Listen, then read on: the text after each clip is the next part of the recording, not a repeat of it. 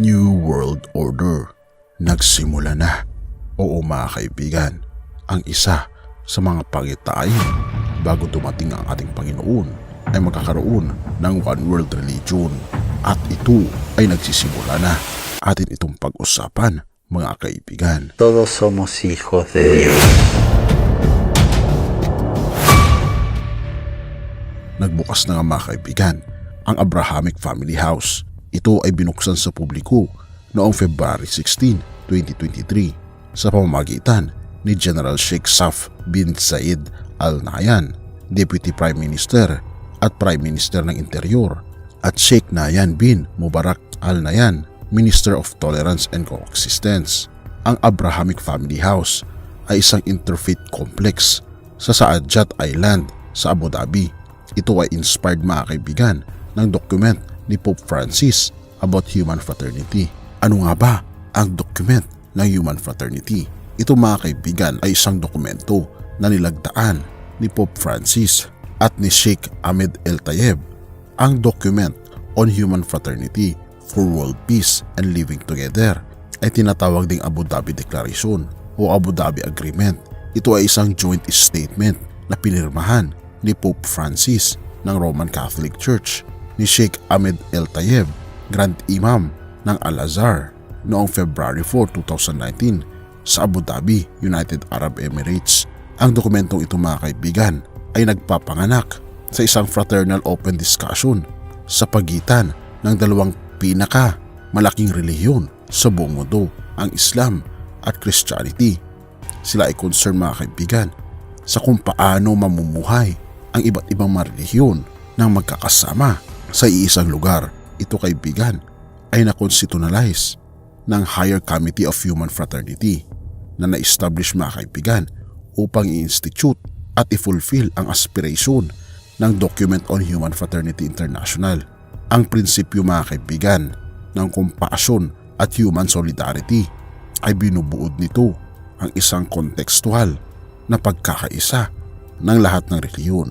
Ito ay na-design mga kaibigan noong February 4 at dineclare mga kaibigan ang February 4 bilang International Day ng Human Fraternity na in-indicate mga kaibigan ni Antonio Guterres, ang United Nations Secretary General.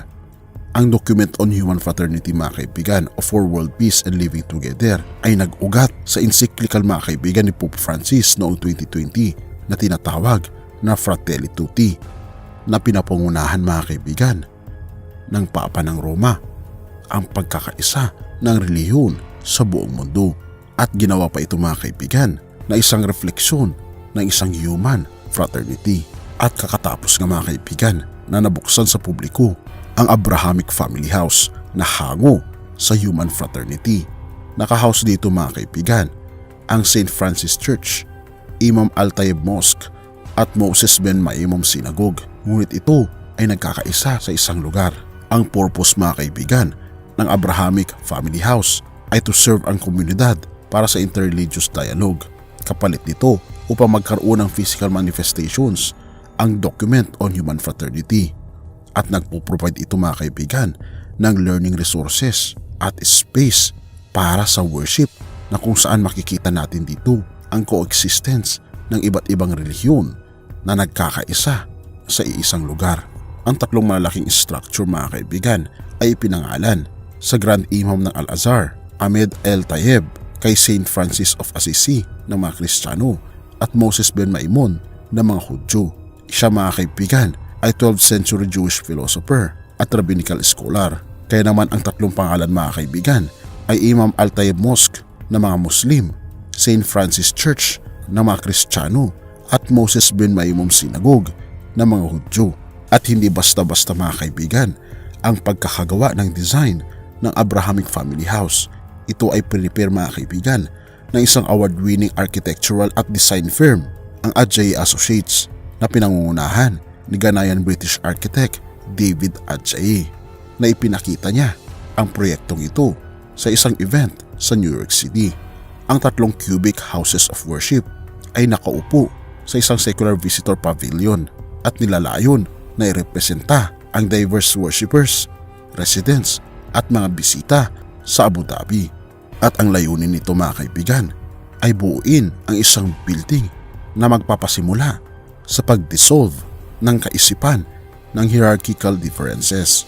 Dahil binabanggit mga kaibigan, sa pamamagitan nito ay magkakaroon ng universality at totality ang lahat ng mga relihiyon sa buong mundo, at ang sino man nakakalaban dito ay magkakaroon ng matinding kaparusahan. Napakaganda naman mga kaibigan ng layunin ng pagkakaisa ng relihiyon, ngunit hindi natin maitatago sa ating mga mata na ito mga kaibigan ay binanggit sa Revelation na magkakaroon mga kaibigan ng peace and unity na binabanggit mga kaibigan sa 1 Thessalonians 5 verse 3, habang sinasabi nila mga kaibigan ang peace at safety, ang pagkakaisa ng buong mundo. Then magkakaroon mga kaibigan ng sudden destruction. At hindi na rin ito bago mga kaibigan. Inihayag ni Pope Francis ang pagpopromote ng one world religion na kung saan ang mga Buddhist, Judaism, Roman Catholic, Islam ay nagkaroon ng kaisahan patungkol sa pagkakaisa ng buong relihiyon sa buong mundo. Ngunit kung ating makikita mga kaibigan, binabanggit sa 2 Corinthians 6 verse 16, "And what agreement has the temple of God with idols?" Kung ating makikita mga kaibigan at mapapansin, ay tila baga non-biblical ang notion ng mga relihiyon na pagkaisahin ang bawat relihiyon. Napakaganda mga kaibigan na makita na nagkakaisa ang buong relihiyon sa buong mundo at wala nang pagkakatanging-tangi. Ngunit kung ating makikita mga kaibigan, nagkakaroon ng compensation na kung saan na itutulak ang non-biblical notion patungkol sa kaligtasan ng tao. Binabanggit kasi mga kaibigan sa John 14 verse 6, Jesus said unto him, "I am the way, the truth, and the life. No one comes unto the Father but by me." At kung ating mapapansin mga kaibigan, ang apat na malalaking institusyon na ito na world religion ay tinatanggal nila si Jesus bilang daan patungo sa langit na bayan. Katulad ng mga Hudyo, hindi nila kinikilala mga kaibigan si Jesus bilang Mesiya, kaya sila ay naniniwala lang sa lumang tipan at walang bagong tipan. Habang ang ating mga kaibigan na Muslim ay diretso naman mga kaibigan kay Allah, at wala rin ang ating Panginoong Hesukristo. Habang sa Roman Catholic naman mga kaibigan, mapapansin natin na hindi lamang daw si Jesus Christ ang daan, kundi pwede na rin ang mga santo at maging si Mary. Kaya naman mga kaibigan, nais ng ating Panginoon na bumalik tayo sa prinsipyo ng Biblia at tignan ang tamang daan, ang tunay na daan patungo sa kaligtasan. At isa pa mga kaibigan, John 8 verse 24, pag tinanggap natin si Jesus, ito ang binabanggit dito, "I said therefore unto you, that ye shall die in your sins. For if ye believe not that I am He, ye shall die in your sins." O mga kaibigan, kung hindi tayo mananampalataya sa ating Panginoong Hesus, ay hindi mapapatawad ang ating mga kasalanan, dahil siya lamang ang daan upang mapatawad ang ating mga kasalanan. Mark 16 verse 16, "He that believes and is baptized shall be saved, but he that believes not shall be damned." Oo mga kaibigan, bilang ating tagapagligtas ay nais ng ating Panginoon na tayo ay magkaroon ng manifestation na tinatanggap natin siya sa pamagitan ng bautismo. Ang bautismo na paglubog na hango sa halimbawa ni Hesukristo nung siya ay nandito pa sa lupa. Mga kaibigan, tunay nga na hindi conspiracy theory ang promulgation ng one world religion, dahil ito mga kaibigan ay nakikita na natin sa ating mga mata, at nais ng ating Panginoon na imulat natin ang ating kaisipan patungkol sa tunay na kaligtasan, at ang tanging daan ay walang iba kundi ang ating Panginoong Hesus lamang.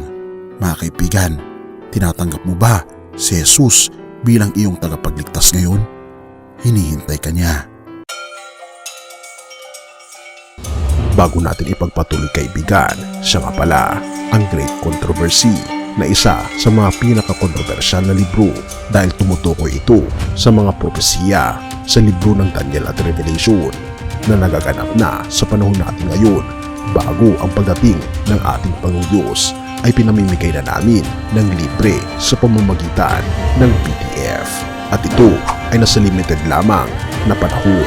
Kaya i-click mo sa description sa baba upang ma-avail mo kaibigan ang napaka-importanteng libro ito na magbubukas sa iyo sa mas maliwanag mong hinaharap. Purihin ang ating Panginoong Diyos at tayo magpatuloy.